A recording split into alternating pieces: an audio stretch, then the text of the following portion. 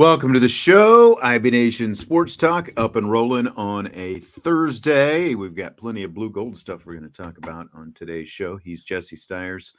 I'm Sean Stiers. I tell you what, Jess, they had, they went a little bit pomp and circumstance with the blue gold draft in Marcus Freeman's first couple of years. They did the stage and all the stuff and, proper draft picks and calling guys up inside the Irish Athletic Center.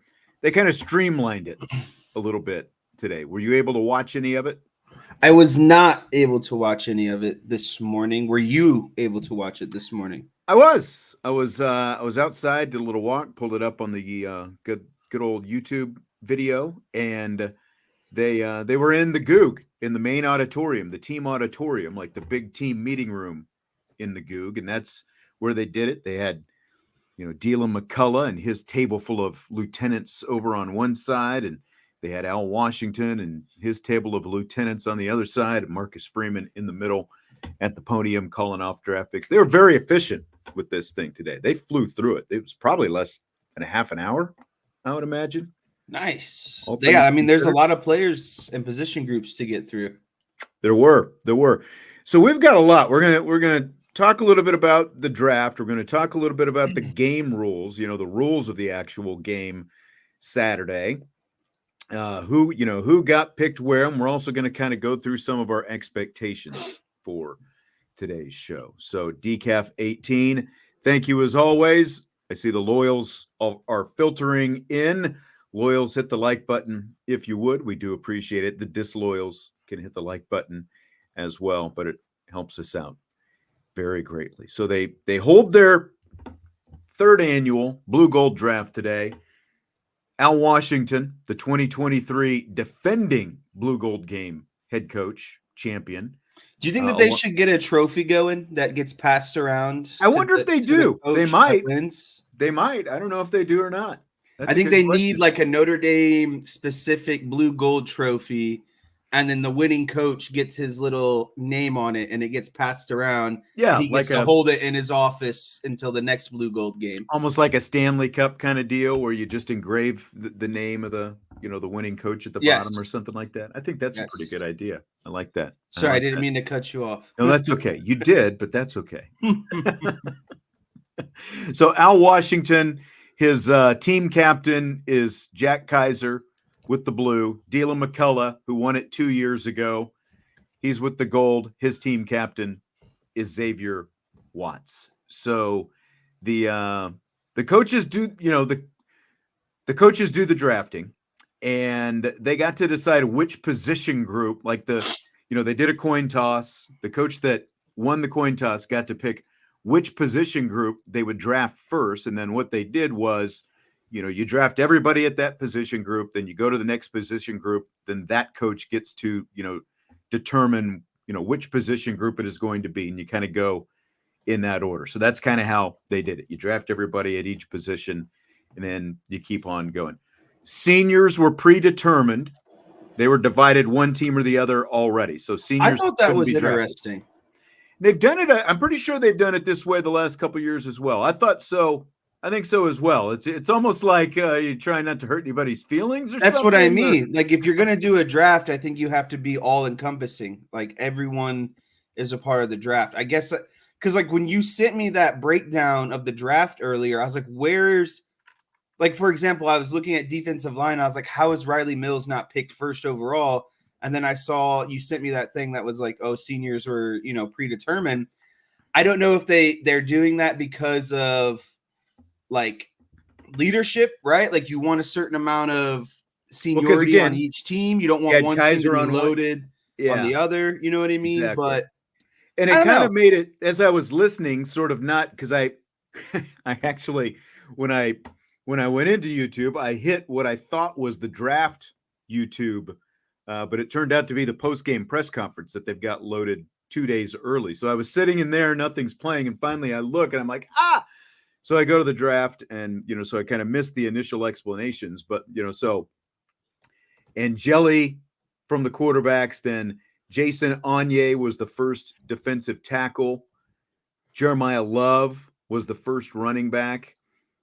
Adon Schuler was the first safety. But again, of course, Xavier Watts was undraftable because he was one of the captains. Jaden Greathouse, Kingston Viliamu Asa from the Viper. Boubacar was the first one drafted, but Jordan Botello, because he's a senior, was on a team, and on and on and on and on like that. So it kind of skews, like when you hear, oh, he's the first guy, but again, then you got to think, okay, seniors, and then who's not playing and all that kind of stuff. So, oh boy, Cameron's getting mad. We'll just go ahead and throw this in here right away. Cameron Ford says, not to be a dick, but it's kind of weird to me. No one from IB wants a meetup when we pay for content and try to support in all ways we can. Just saying, maybe I'm sensitive, but it rubbed me the wrong way. I've not been asked one way or the other, Cameron, about anything.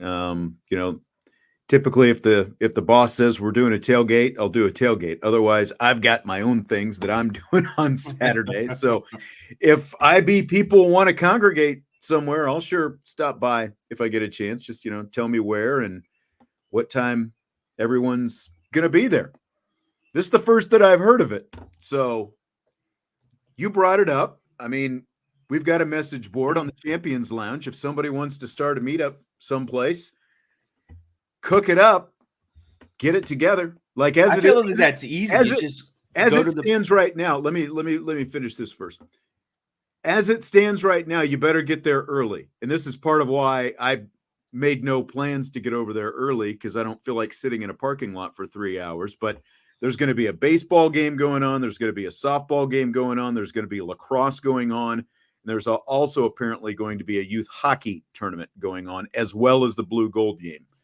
And, so we got the email, the media did yesterday, saying parking is limited and it's first come, first serve. So, as far as I know, I'm probably going to be walking a half mile or more to get there. You like a good walk, though. So, yeah, but my point is there's no benefit in getting there early, because again, I'm not going to sit in a parking lot for 3 hours. So very busy day at Notre Dame. And other people from IB don't partake in the traditional tailgate fare. I do, but other people don't.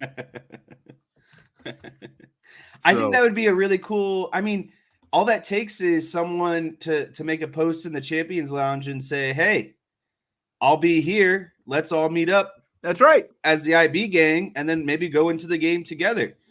You don't need the bosses to still, rally up. You guys can still congregate on your own. Let us know. We've got a show going on tomorrow too. Let us know where you're going to be, and try to stop by. Just have some nice cold Yingling sitting there ready for me, ready to go. That's all you got to do. Is this supposed to be warm this Saturday? Have you looked at game time like yet? 50s is the last I saw. A little bit chillier, Man, I would. That'd be nice if it was in the 70s. You had an ice cold Yingling waiting for you. Then you just went into the game. I know. That's all I need. All right, see, Cam, we're on the same page. Cam cooled down a little bit. There we go. Cam's redirected. Okay, so the injured guys: Kevin Bauman, Charles Dew, Mitchell Evans, Aiden Gobira, Jaden Harrison, Riley Leonard, of course, Benjamin Morrison, of course, Armel Mukum, Styles Prescott, Jadarian Price, Leo Scheidler, Jaden Thomas, Logan Thomas, Cam Williams, Kedron Young, all unavailable due to they were on the injured list that came out today. Also notable, Tyson Ford, not on the injured list, also not drafted. Of course, Marcus Freeman said last week that he's taken a little time to figure some things out, but he will not be participating this weekend. So take that for what you will. No Tyson Ford this weekend as spring winds down. Okay, so let's get into it. Here's Marcus Freeman with some of the rules of the game. We'll talk about some of these rules after we hear the rules from the head coach. To the game, okay, we'll have 4 15-minute quarters. All right, the first half we'll treat as normal, and the second half will be a running clock based on head coach's discretion. If it's close like we want it to be, we will use a normal clock probably in the last 2 minutes or somewhere in the fourth quarter. Okay, we will open the game with a live kickoff. Okay, we'll have a live kickoff. Whoever wins a coin toss at the end of this draft will have a live kickoff, and that will be the only kickoff of the game. We will not have any punts. If you decide as a team to punt the ball, we will have a 40-yard change of field possession, but we will never place the ball inside the 10-yard line. So if you decide to punt from the plus 40, the opposing team will get the ball at the 10-yard line, and we'll start on offense there. Field goals and PATs will be live. Any player that is going to be on both teams, there's a couple players that will be on both teams, they will wear green. So if you are wearing green, you will be on both teams. Okay, so if you're wearing green, you're going to be on both teams, and there are going to be some people who are wearing green or on both teams. What do you think about no punts? It seems like there typically aren't many punts, or if there are, they just fair catch, that kind of thing. What do you think about the fact they're not doing any punting at all in this game? Yeah, I'm on board with no punts and no kickoffs. I know that he said the opening kickoff, but that's the opening kickoff. Kind of ceremonial. Yeah, it's just, to me, it's got to boil down to player safety. You don't want anyone getting hurt on an unnecessary play like a punt return or a kickoff.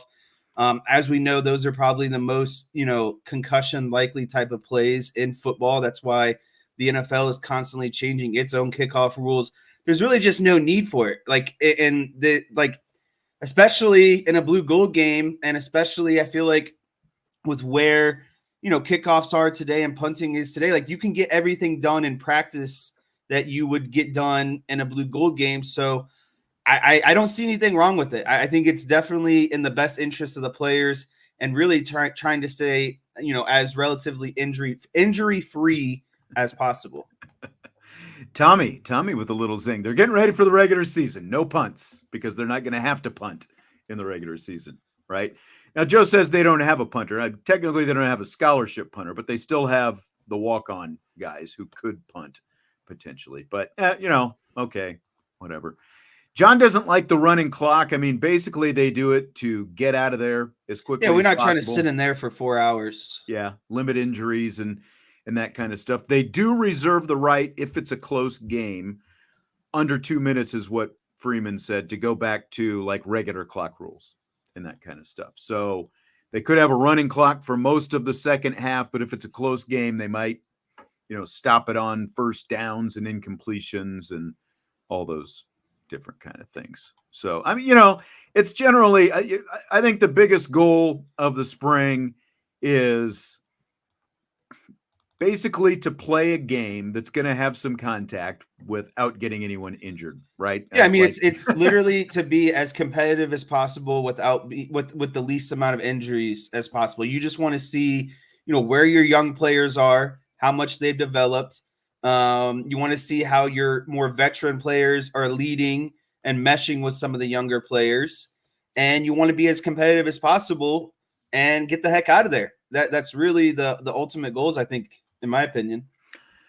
I concur, and I think most coaches would concur with that as well. Did you see Ole Miss's spring game? I was getting ready to say that. Theirs was basically a carnival on the field, right? Yeah. I don't think they played like any football that day. I know.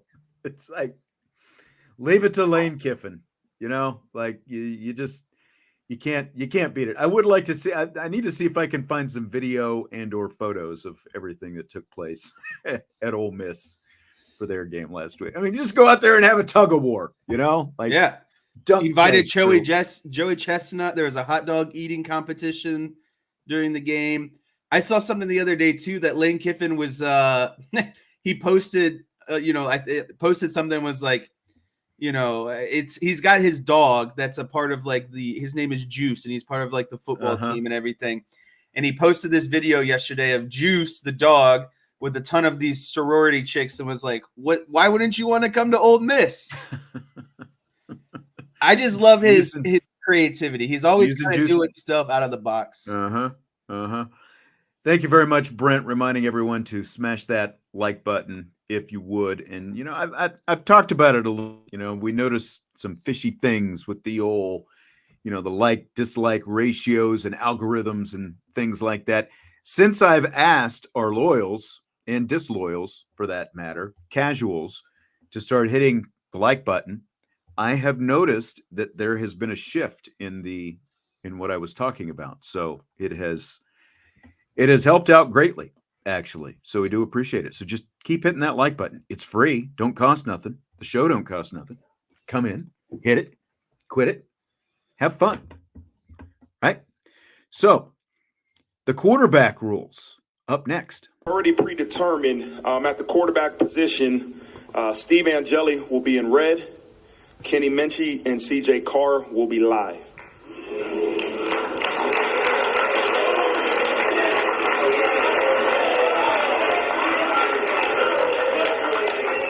Also, listen up. Also predetermined, CJ Carr will play for both teams. Marcus Freeman dropping some bombs there.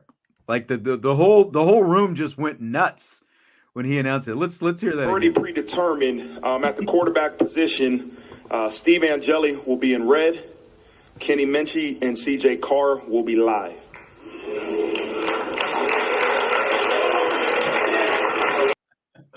Ooh.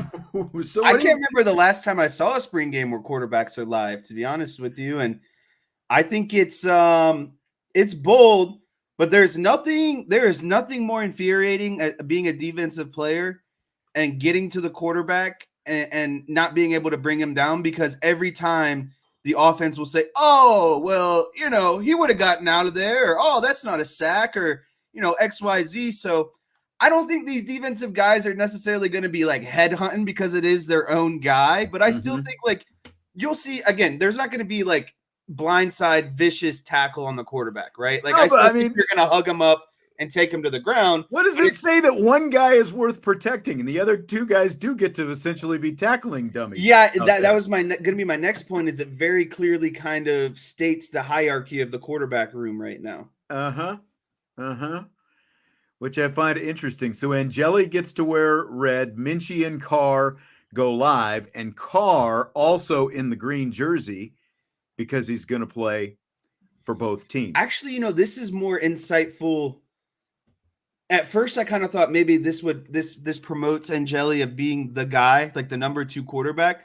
But the more I think about this, I think it's related to Mike Denbrock's offense, and I think you're going to see Minchey and Carr in some design run plays, and Angeli will not be in design run plays. And so I think under Mike Denbrock's offense, I think it's concerning that Angeli might not be able to operate at full capacity compared to CJ Carr and Kenny Minchey, because we know in a Denbrock-led offense, and knowing that Riley Leonard is going to be the starter, I think that this is to protect Steve Angeli and to allow Minchey and Carr to have more designed, our quarterback rollouts, maybe some RPOs, maybe some read option type plays. Elizabeth is right there with you. And I agree.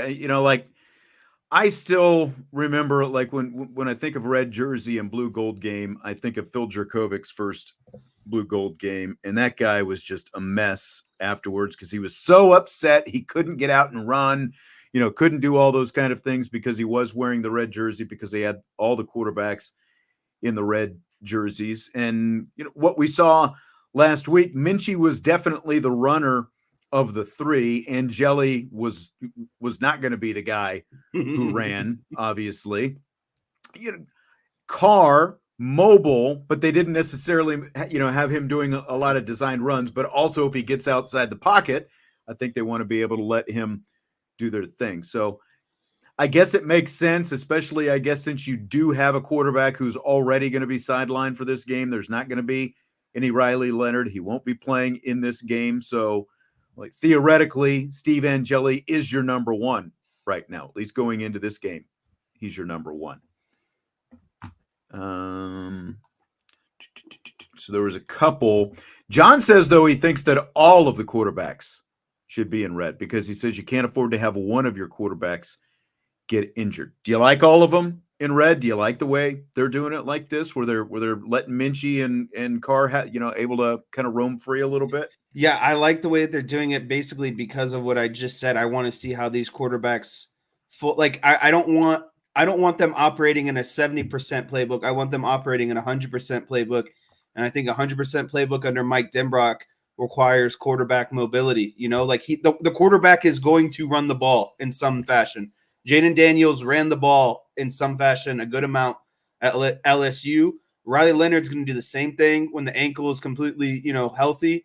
So I do like it because I want to see these quarterbacks operate under the full scope of the offense. I don't think it should be a limited scope. I think that everything should be on the table in this spring game. Tommy just slinging it, man.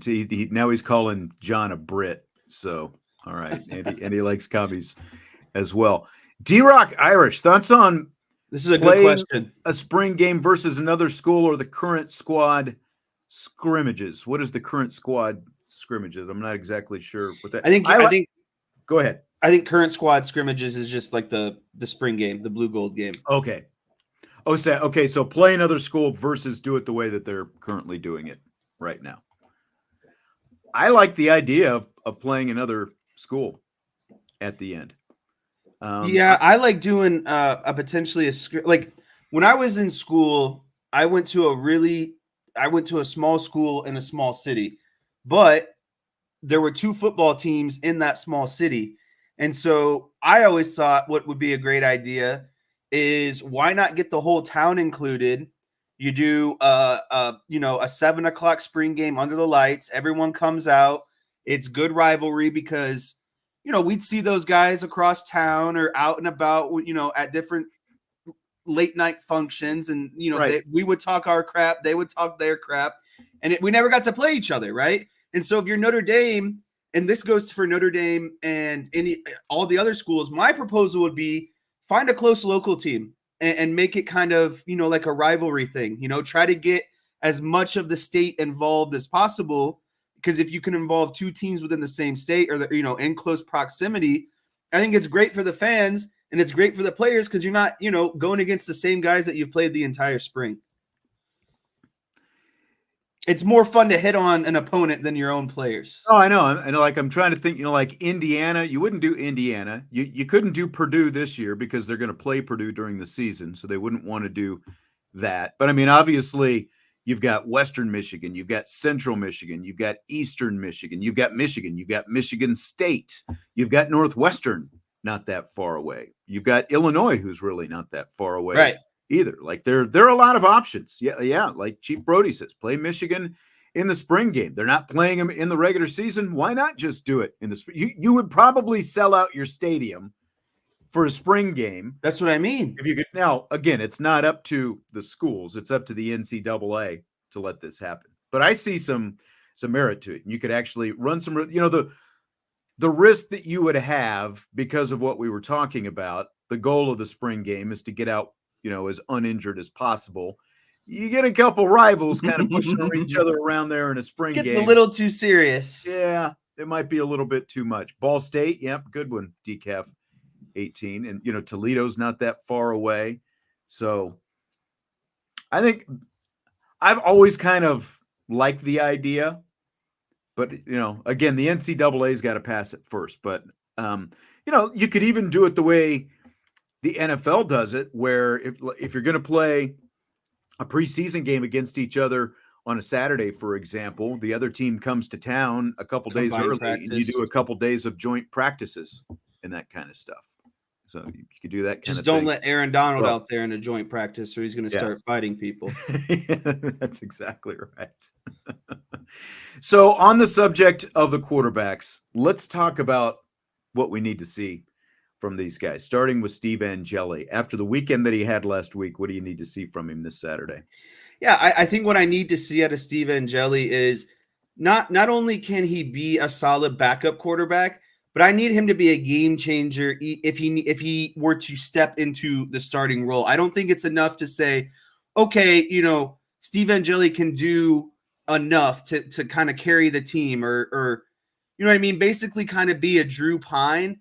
I need a guy who's a game changer, who still has the ability to win you those big games potentially, even if someone like Riley Leonard isn't able to go, right? Like, it's not enough just to be the backup, I don't think, at this point. And given Riley Leonard's history, I think I need to see a guy who's ready to step in and really, take over, be a game changer, and be a guy who can win in high leverage situations. So you're not, you're skipping past just be a game manager and not make mistakes, and you want to see game changer. Like, I think there's too much talent on this team, and with the expanded playoff, it would be a disservice for Angeli not to be in that sort of mentality.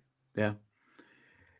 And this is a spring game, and it's an opportunity to make a lasting impression on a lot of people, because Saturday is going to be the last time that, other than some chances with the media, whatever, practices that we get to see during training camp, this is going to be the last time the masses, that Notre Dame gets to make an impression on the masses. This is going to be the last time that they get a chance to see Steve Angeli before training camp. And so I don't know as much like he has to be a game changer, but I do want to see him calmer in the pocket, like looking more relaxed in the pocket.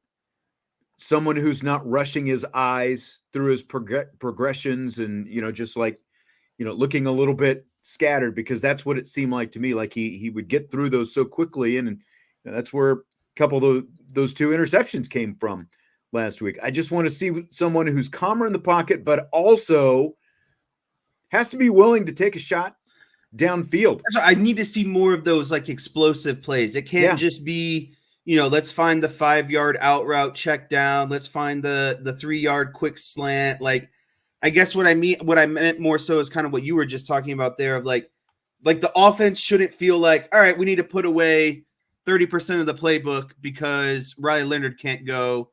Here you go, Steve Angeli. Like, it still needs to be 100% same playbook. And I still need to see Angeli be able to successfully, make shots to their playmakers, hit someone downfield on a deep ball. You know what I mean? Like, you still need to see those maybe this is a better way to put it, game-changing plays. He needs to make game-changing throws and plays, putting the ball in a tight window, being able to read a defense, getting past, pre-snap to post-snap read. Maybe his first read isn't there. Okay, let me progress and stay calm and make it over to my second read and make a game-changing type play. That's what I need to see. Brent says he'd love to see Minchey compete versus the ones. He has too much talent to sit behind Angeli. And the difference in Minchey and Angeli is really what you were just talking about. Minchey is the guy who's like he has confidence in that arm, then he could fit those balls through those tight windows that you're talking about. Yeah, didn't they say that there's no window that Minchey won't try to fit the ball through? Exactly. Gunslinger mentality. And that's a big difference between, Angeli has a game manager mentality right now. Kenny Minchey, for a guy who hasn't had the opportunity that Steve Angeli has had, he has a gunslinger mentality, and he's willing, to maybe take a little risk. But again, guys with that kind of arm, they trust that arm, that they can do those kind of things. And he's got the legs to go with it. And from both of them, I just need to see not the kind of game-changing mistakes that they made last week. I think that's the biggest thing. And, to Brent's point about wanting to see Minchey compete against the ones, we're obviously not going to get to see that in this game because it's basically a couple of split squads, because the fact that there is a draft. So you're not going to have ones versus ones. But I was, kind of looking back at, I got out the roster. Hang on here just a second. Let me scroll down a little bit and find it. So Angeli, in terms of the weapons he's going to have, he's got a pretty nice offense. I like this offense, the skill guys that Angeli's going to have around him. He's going to have Jaden Greathouse, Jaden Harrison, Deion Colsey, Jeremiah Love, Eli Raridan. He's going to have Chris Mitchell and Aeneas Williams, the freshman running back, as well. His offensive line, Emil Wagner, Pendleton, Schrouth, Absher, and Coogan. And then the gold, Minchey is going to have Jabron Payne, KK Smith, who is the second wide receiver drafted, by the way, Micah Gilbert, Justin Fisher, the big bruising former Mishawaka quarterback who's now, bulked up and looking like a fullback, and also Cooper Flanagan. So I like, there's some stuff to like with what Minchey's going to have, but I think that Angeli's going to have more around him. And really, there's going to be no excuse if he's not able to make plays with the kind of guys that he's going to have around him out there Saturday. Yeah, I agree. Did we get into the expectations for Minchey and Carr? Because that's what I'm really excited Well, about. that's what I was getting to, but I just kind of wanted to point out like who's going to have what around him. So go ahead with your expectations for Kenny Minchey. I kind of slipped mine in there. The big thing with me as Kenny Minchey is just keep being willing to throw those balls in some spots, but he also needs to, slow down his eyes a little bit, I think, with his progressions and just sort of trust what he sees, but also you'd like to see a little bit of risk assessment. Is that what you're telling me? What do you mean? Like I want to see him be more risk averse, or yeah, just like still, you still want to see him push those tight windows and stuff, but I still think there's maybe a little bit where you can draw back and make maybe, rather than pushing it, maybe make a better football play. You know what I mean? Like, It doesn't have to be the tight throw downfield, tight window every single time. There's still opportunities where you can make the football play. But that's not even what got him in trouble last week with his pick six that Watts had. It was just, I think it was kind of a miscommunication and ended up kind of, like Minchey thought that I think it was Flanagan was going to break out, and Flanagan kind of went up the seam a little bit more. And so Minchey threw where he thought he was going to be. And Xavier Watts, who of course is always around the football, yanked it and took it for a touchdown. So, his mistake wasn't necessarily, as much of that, I think, as it was a miscommunication. I just like to see him play a clean game, but still be willing to push some things. I don't mind him pushing some things because he has the confidence, I think, that he can do it. So I'm going to be pretty simple with my expectations for Carr and Minchey, and I hope you appreciate this. I'm going to lump them together as well because I think I have the same expectation for both of them. I want you to show me why you're going to be the starter in 2025. That's what my expectation is for both of them. Get me excited right now. Show me why you're the guy, because I think both of them are going. Steve Angeli won't be the starter in 2025. Show me why you deserve to be the starter. Show me why I should trust you to lead this offense as a young quarterback, and show me that you can function and operate at a high level under an offense, a Mike Denbrock offense. I really don't think that's, you could talk about you want to see throwing this or throwing that and reading and all that. But to me, that still falls under the same umbrella of show me that you've progressed enough that I can feel confident about you next season being the guy in charge, leading this team on offense. And potentially even being the number 2 guy at some point this season. That's what I mean. Like, this is your opportunity. Like, I think this is a golden opportunity for both of them. I think they have the opportunity to become the number 2 guy, and I think they have the opportunity to get a leg up and, again, show us why they deserve to be the starter in 2025. No, I like that. I think that's about the best way that you could probably put it. Tommy, over under 1.5 pick sixes for Angeli. Tommy is not feeling very good. Take the under on that one. I'm going to go under as well. I think the fact that we saw 2 pick sixes last week, the only thing that I think Angeli has to be careful of is being too careful, if that makes sense. Yeah. He can't go out there trying not to make those kind of mistakes. He's just got to go out and trust that he knows what he's seeing and make plays. That's the biggest thing, I think. Because, again, he's going to have a lot of talent around him from an offensive standpoint. So he's set up in a pretty good situation. The fact that he's got Jaden Greathouse out there and Jeremiah Love and the other guys that he's got around him, he's in good shape. I don't think he'll throw a pick six. I don't think he'll throw any. If he does throw any, ooh, man, wait for Monday. JMAC with a little joust for you, Jess. He wants to know if you are throwing out predictions yet on who's entering the No. transfer portal. I left that conversation on Tuesday. That was a spicy Tuesday. Vince enjoyed that. It was like you had Tourette's or something. Like it was like Tourette's where you just started throwing out people's names every time. Yeah, it's just like talk. It's like word vomit almost. It was just kept coming out. I think everyone was on the edge of their seat, like, come on, give us a name, say a name, say a name. I think you're right. Andre wants to know who has the most to lose in the spring game, if anyone. I think it's Angeli, personally. Yeah. I think it's Angeli and Botello. Ooh, okay. Boubacar. I'm trying to let me think. I'm trying to remember. I think Botello and Boubacar are in different teams because they are the two. Or are they in the same team? Let me see. Botello. Yep, they're on different teams. So Boubacar will be the Viper for the blue team, and Botello is going to be the Viper for the gold team. I do like the gold offensive line. You got Rocco Spindler, Knapp, Chris Tarrick, Jagasaw, Ashton Craig, Tosh Baker. I mean, you've got 4 potential starters on that offensive line for the gold in front of Kenny Minchey out there.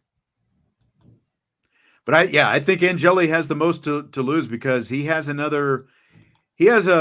day Saturday like he had last week, and that's not good for him. Not good in the least bit.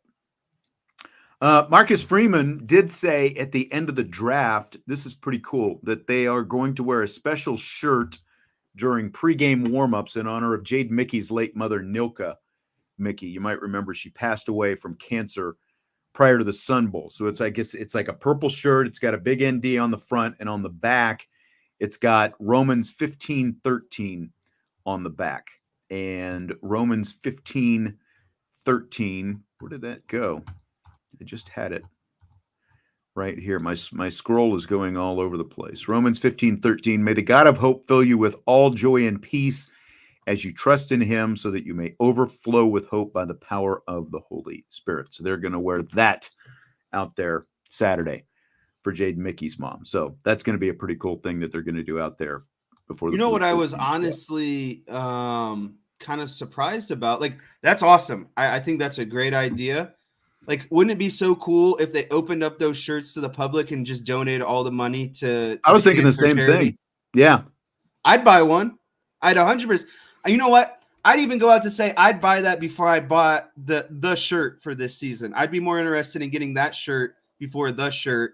And again, you could donate all the money to the charity. So maybe they will. Maybe they'll surprise us. I don't know. Good question. I have a question for you, though. Uh-oh. Are you ready for rapid fire? Let's do it. We've got so much more blue gold game stuff coming up in rapid fire now. Fill in the blank. Steve Angeli being picked number 1 overall in the blue gold draft today is blank. It's shocking, to be honest with you, because again, I think that this game, no. I'm not going to go with shocking. I'm going to go with a setup. I think this game is set up to favor Angeli. Like, I think they're not, okay. Let me backtrack here. Slow down. Yeah. Slow down. I feel like you're about to blurt out names that are unwarranted right now. Collect yourself. Slow your eyes down. Don't go through your progressions too fast, okay? And all right. Set. I'm sitting in the pocket. I'm reading this mock draft I'm reading the draft results that they gave us. It's a setup because I think Angeli is set up to succeed. But then if he doesn't, he's set up to fail pretty hard. Like, just like what you were just talking about, right? Like, he's got all the pieces to go out and just have a day, right? Like, just kind of consistently do his thing.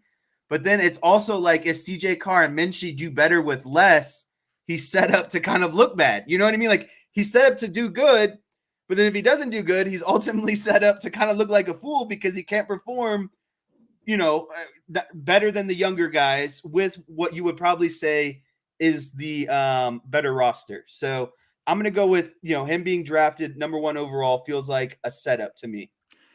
That's interesting that you phrased it that way, because like you took it in a little bit different direction, as in like this whole thing is set up for him to succeed. And I can see that. It definitely felt to me like, okay, Steve Angeli had a bad week last week. Everybody's talking about CJ Carr. How do we make Steve Angeli feel good? Well, That's let's what I make mean. Steve Angeli the number 1 pick in our blue gold draft. And we're also going to put him in a red jersey, and the other guys are going to run around and do different things than Angeli is going to do out there. And then, as you said, and as I mentioned earlier, with all the skill talent that he's going to have around him out there as well, it definitely felt like it was a meant to be, Steve Angeli, let's feel good about ourselves going into this blue gold game, trying to give him as much confidence as possible and see if he's able to feed off that a little bit this weekend. Try to bounce back from that rough day that he had last week. That's how it feels to me, because all the love was going to the young guy, right? And they also made sure by saying in advance that CJ Carr was going to play for both teams. I mean, they made sure that nobody could draft CJ Carr up there at the top spot, even if they wanted to, right? Not that they would necessarily, but they definitely made sure that they couldn't. I agree, D-Rock. I don't think Angeli has any margin for error as well. And, we can talk about, would you draft a quarterback first in a draft like this? We've both done plenty of fantasy football in our time.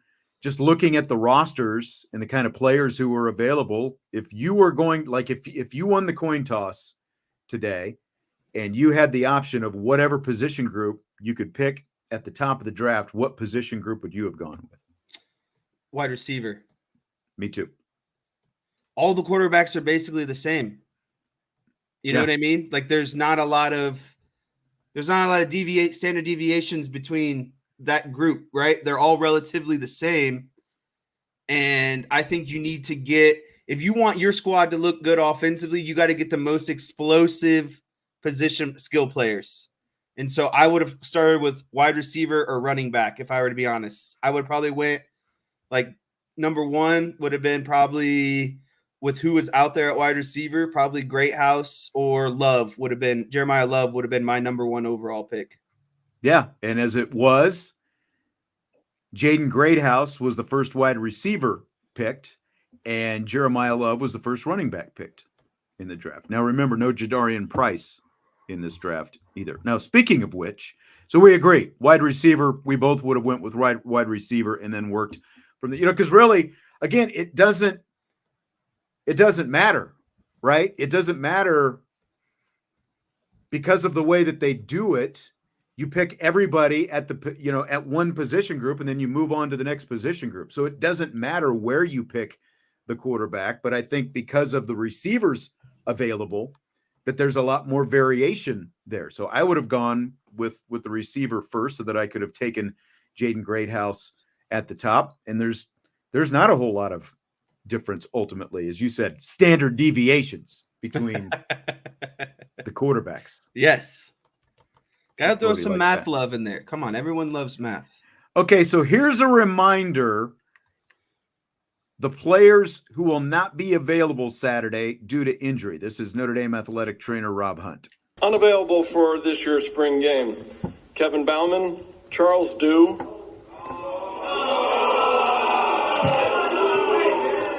Mitchell Evans, Aiden Gobira, Jaden Harrison, Riley Leonard, Benjamin Morrison, Armel Mookum, Styles Prescott, Jadarian Price, Leo Scheidler, Jaden Thomas, Logan Thomas, Cameron Williams, and Kedron Young.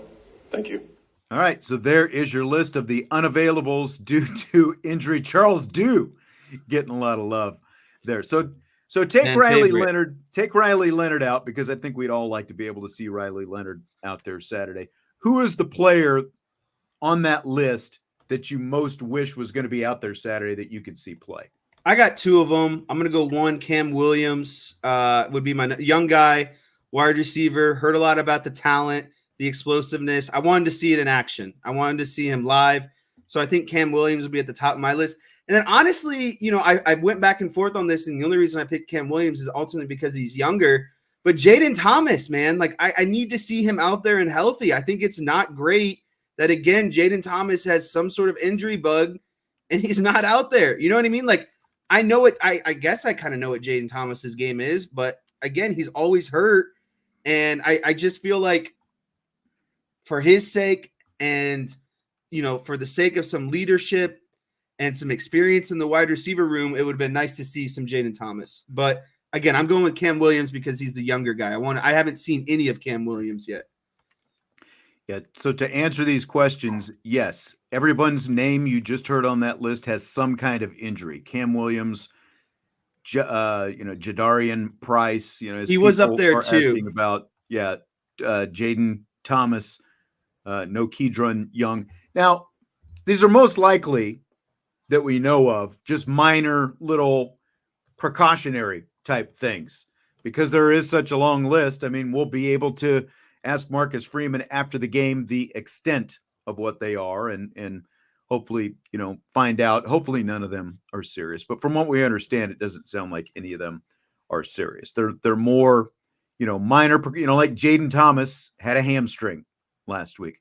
Now, big picture, that's an issue for Jaden Thomas because he had a hamstring all last season. But I think that these are just like little precautionary things. There's no reason to put him out there on the field playing tackle football when they're, got a little ding or whatever, to what extent. Mine would be Jadarian Price, though, is the one that I would like to see. I would really like to see Love on one side, Price on the other, and just see them. Who's the lead back? Yeah, exactly. See them on the field. Like we got to see a little bit of Jeremiah Love doing a little truck show last week, right? When he ran over a Don Schuler. If you've seen that video from the highlights last week, that was like Jeremiah Love was not the guy that you expected, to see doing that kind of stuff. But I would like to see both of the running backs out there. We're not going to see that, but that's who I would like to see. We got to see Cam Williams last week. That's fine. He's not going to be out there this week, so I'm good with that. But,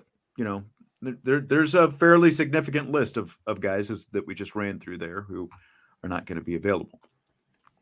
Fill in the blank. It's blank that Kingston Viliamu Asa was the first linebacker selected in the draft. It's juicy, baby. It is juicy, juicy, juicy that KVA was the first linebacker drafted. Do you know, I should know this. Does baseball have a game that day? Will Drake Bowen be in attendance? I will say this. I think he is going to be playing in the football game because I don't know exactly what the baseball schedule looks like, but on the notes that we were sent after the draft today, Jordan Faison is going to be, I believe, designated to the blue team, but there is a lacrosse game at 11:30 that morning. So I don't think they're anticipating him playing in the game. So like Jordan Faison will be there, I think, at some point, but I don't think he's going to play. It sounds like, what they said from the start with the baseball football thing with Drake Bowen is if there's football is going to take priority. So, oh, wow. Even in the spring game. Yes. Okay. That makes it even more juicier for me. I think this was deliberate as well. I think that they want to put some pressure on that Mike linebacker position and really figure out, like, to me, it shows KVA still has a chance to be the starter. I don't think that they've 100% determined who the starter at Mike linebacker is going to be. Yeah. So there is a baseball, as I was saying, there's baseball and softball both going on this week, and they host Boston College at 2:00. So it's a 3-game series. Boston College, 2:00. So most likely Drake Bowen will play in the Blue Gold football game, and then we'll do what Jeff Samardzija used to do and run across the parking lot and get over there to the baseball stadium and see if there's any availability for him after the Blue Gold football game is over. So just to kind of answer that. Yeah. No, but kind of to go back to what I was just saying there, I think the door is still open on the Mike linebacker position. And to me, it really feels like this spring game is kind of the first test, who's going to pull ahead in the horse race a little bit, between Drake Bowen and KVA. I don't think that position is 100% settled. And I think it's kind of, again, juicy that they went with KVA to maybe send a message to Drake Bowen being like, hey, this thing isn't 100%. We need you to be locked in and have a good day as well. So a couple of different things. Josh said Faison is on the depth chart for the game, though. I will read you exactly what it says in the notes that Notre Dame sent to us, because they included a specific note about Jordan Faison. So, personnel notes. They ran through the injured players that we just ran through. Wide receiver Jordan Faison has been designated a member of the blue team, but he will be competing as a member of the top-ranked Notre Dame men's lacrosse team against North Carolina at Arlada Stadium at 11:30 a.m. on Saturday. So Jordan Faison's priority is going to be with the number one ranked men's lacrosse team before the blue gold game. It sounds like he'll walk over after the game and be dressed on the sideline with the blue team, but won't play. Right. Exactly. He'll do the opposite of Bowen. He'll come back from lacrosse to football. Brent is Kaiser still a projected starter? Yeah, definitely he is. He's the captain. As of right now, he is. But I do think, to answer the question about KVA, I do think it's pretty significant that he is the first linebacker drafted in this thing. A true freshman, and the fact that you do have guys like Drake Bowen, Jaden Osbury, Jalen Sneed, all those guys, and all of them were available in this draft. And KVA went first, and Drake Bowen went second. Again, like you talk about sending messages and all those different kind of things, I think it says a lot for where Kingston Viliamu Asa is right now. Ahead of schedule. Yep, which is good for everybody. Okay, so Deland McCullough, head coach of the gold team. Al Washington, head coach of the blue team for Saturday's game.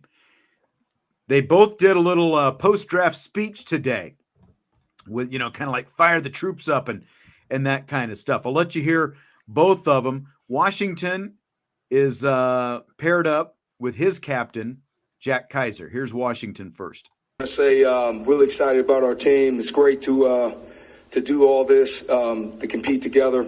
Nothing's more important than the team, but what we've got to do out there is represent what Blue's all about, man. That's toughness, that's consistency, whatever other positive adjective you want to put on it. That's what we about. You understand? I'll pass it over, Jack. Let's go.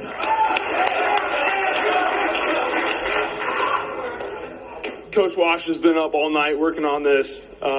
His war room upstairs is just everything. It's a madman. So I'm confident in our team. We got the right players. We're going to go out and dominate on Saturday.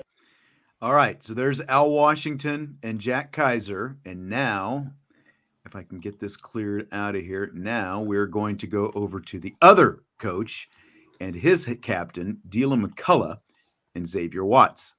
We're not going to be dealing in adjectives. We're going to be dealing in verbs, straight action.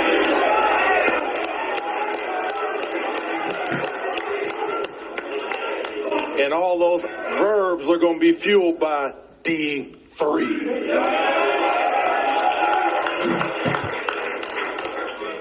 I ain't got much to say. We're going to follow D3's game plan. We're going to go out and dominate. Go team for the dub. Let's go. All right, Jess, who had the better speech? Well, I thought both of the players were lackluster, but Deland McCullough definitely had the better speech between him and Al Washington. I like what he said, though. We're not about adjectives. We're about verbs. We're going to do the dang thing. We're going to actually go out there and run the ball, throw the ball, all the verbs. I like that. I thought that was great. And I like that he slipped in a little, a little swear word in there too when he was describing the verbs. Well, when I was listening to it, I was like, did he really just say that? And then I pulled the recording. I was like, I got to slip a beep in there. I can't let that slide. We're a family show here. I feel like that's going to be a shirt at some point. Straight bleeping action. That's right. That's right. All the players need to be wearing that underneath their pads that just says straight bleeping action on their chest. Yep. That's it, man. That's it. I'm I'm a little bit more fired up, to see this than I even was before. You like to see if it is like, is it going to be the NFA crew, the not fooling around crew? Only, like the F is not necessarily fooling. Is that what it's going to be? I mean, that's basically what Deland McCullough is. He's the NFA coach, is what it is. So that was the little war of words before the game, just to spice it up a little bit. Make it a little bit more fun, make it a little more salty, a little more juicy. And I see Salty still kind of hanging around in here too. Tommy is accusing me of saying words that I don't know that I actually said. Do you remember me saying that word No. before? Nope. Jess? I never. All right. So in an article from ESPN.com, a close friend of Bill Belichick is quoted as saying, "I don't think Bill Belichick will ever be a head coach again in the National Football League unless it's for Jerry Jones." So what do you think about that, Jess?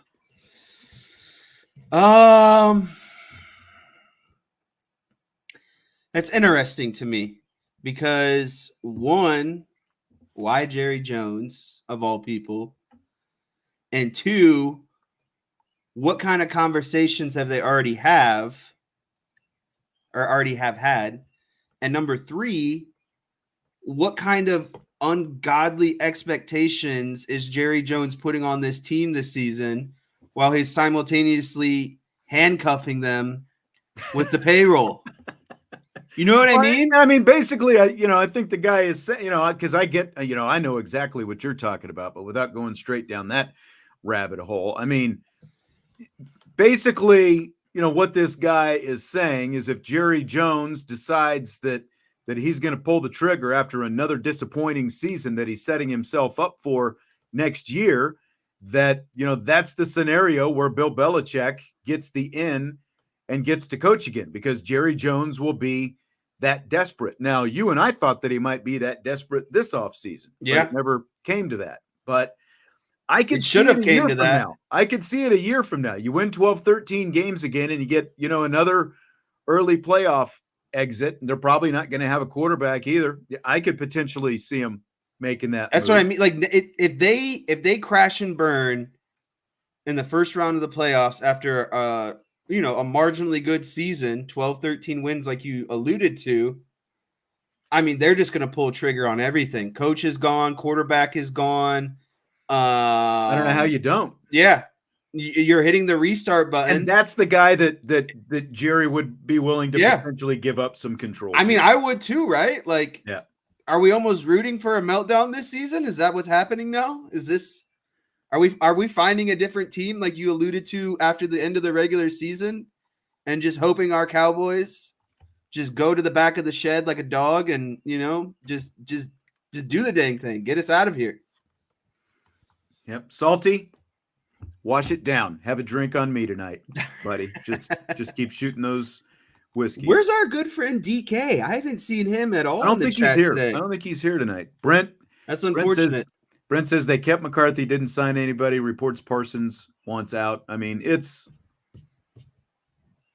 a mess right now. It's a train wreck is what it is. And that's why Jerry's just going to be another year older. How far can you get? And that's why I think that there's is good. If it's, I don't disagree at all. I think that is the scenario where he could make a move, but probably it's going to be too little too late by then because of all this other inactivity. But, they save that money, Jesse, so that they can sign their own players.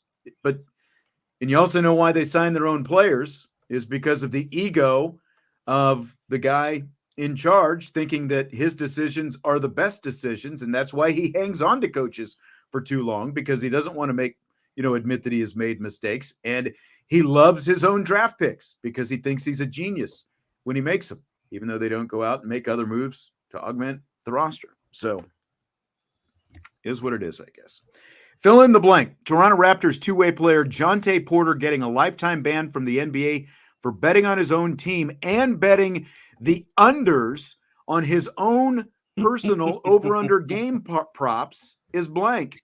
Is completely idiotic. In what world do you give up $1 million in a contract as a professional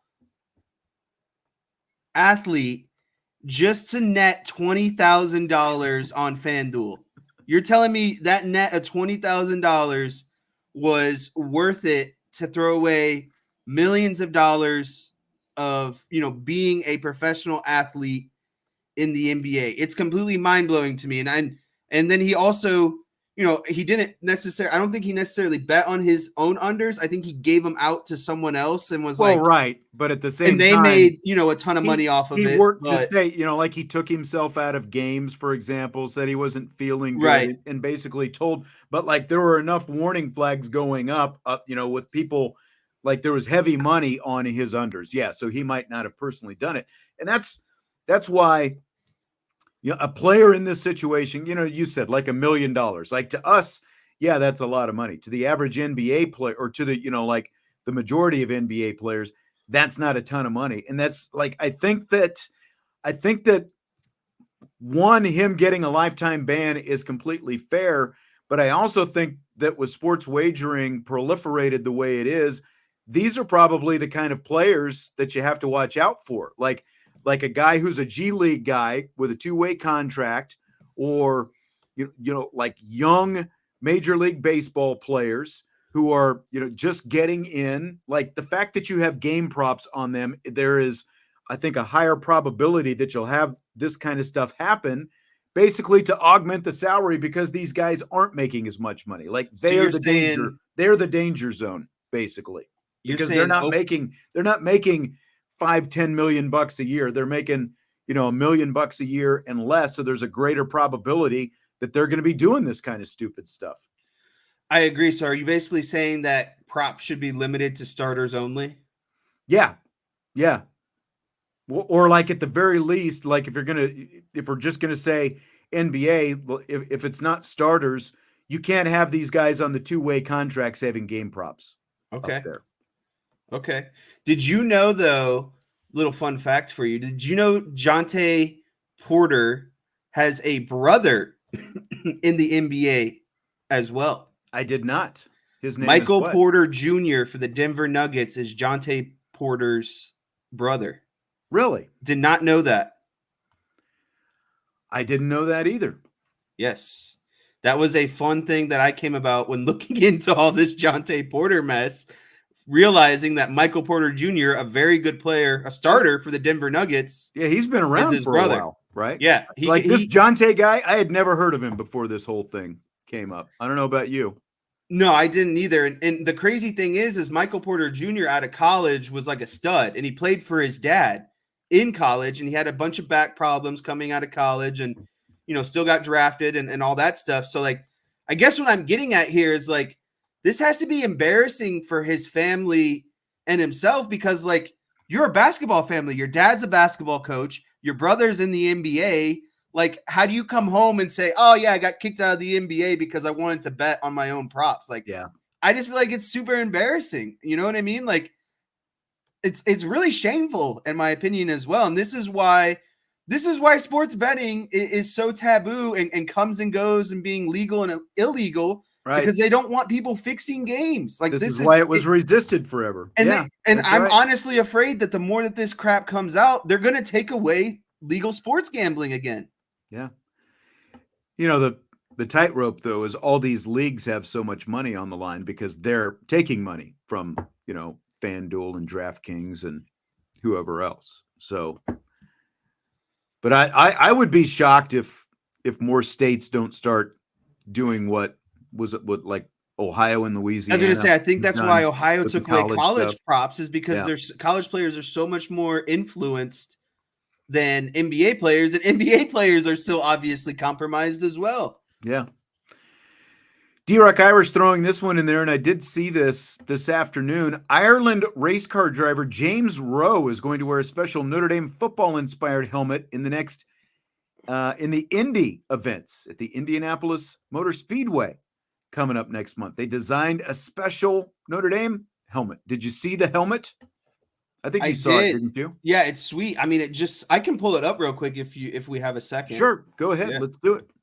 I think the viewers deserve to see how awesome this thing looks. It's imagine the football helmet, but made for an IndyCar racer. IndyCar racer. Let me see here. This is why you want to be on the shows where I'm here. I bring up the technology.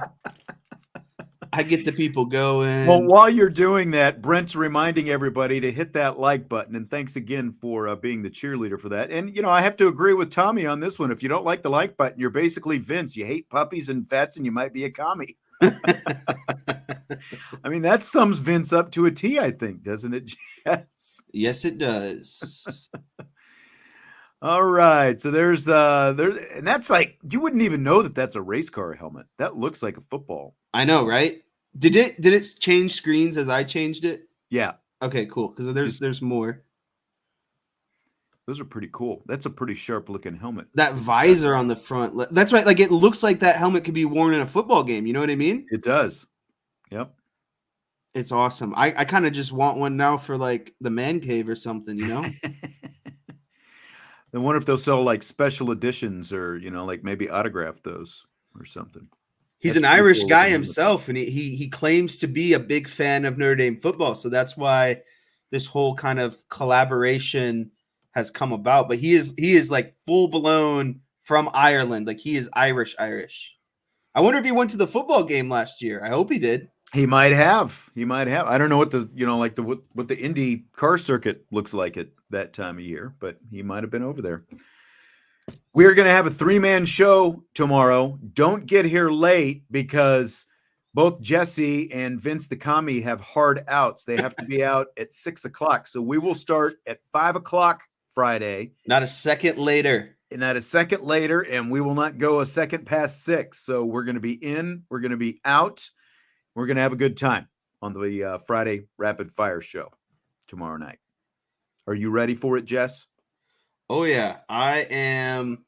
I as my good friend Deland McCullough said, we are going to get straight to bleeping action tomorrow. That's right. Straight bleeping action. So do not miss out on that action tomorrow. I can't remember the last time all three of us were actually in a room together on a show. So Tommy brings up a good point. Getting started on time will be dependent on Vince. So I know Vince listens to all the shows that he's not on. So he's listening to us trash talk him right now. So he knows he better test that computer out and have it ready to go tomorrow. All right. Well, hit that like button before you leave. We do appreciate you. As always, had a good time tonight. And we will talk to you tomorrow when we reconvene 5:00 Rapid Fire IB Nation Sports Talk.